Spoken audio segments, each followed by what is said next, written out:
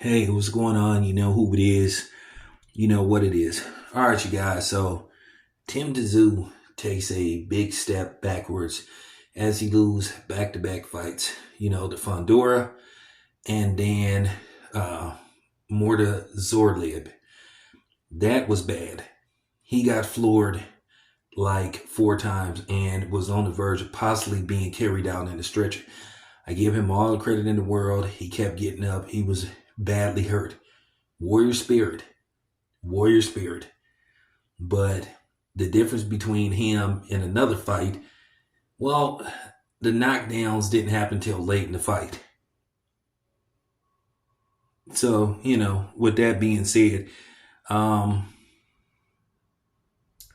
it's just unfortunate. But I have to be honest with you. I wasn't that high on Tim Tszyu. I just got to keep it honest, and I told people about that. Tim Tszyu, what happened to him didn't surprise me. I saw signs that could possibly happen, in other fights. So I was thinking to myself, it's probably a matter of time before something like this happens. And it just goes to show you that possibly if Bud would have got a hold of him, Bud would have pretty much did the same thing to him. I think Bud would have beat the hell out of Tim Tszyu, and I think Bud would have stopped Tim Tszyu within probably 5 to 6 rounds. Now, unfortunately, Bud doesn't get the opportunity to get his hands on Tim Tszyu, and then who knows?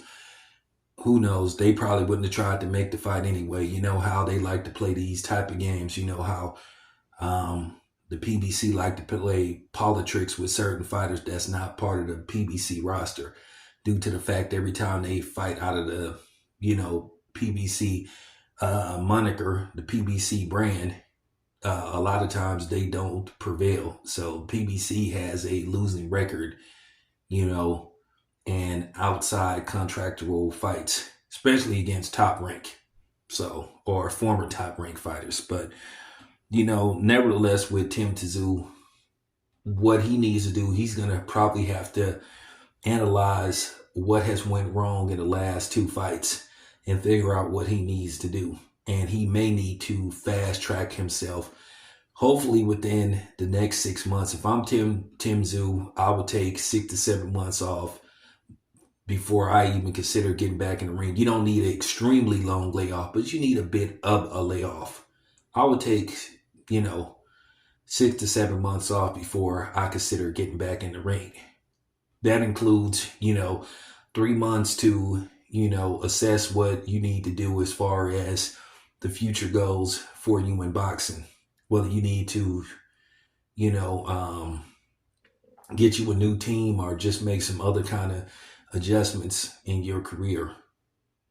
And then start back to sparring and try to set up another fight of maybe a lesser but a known opponent. Can't think of somebody right now, but I'm pretty sure some people in the comment section will give me some names. But that's what I think Tim Tszyu needs to do. He needs to build himself back up, because when you suffer back-to-back losses like that, when you get brutally beat down and dropped 4 times, not a good sign.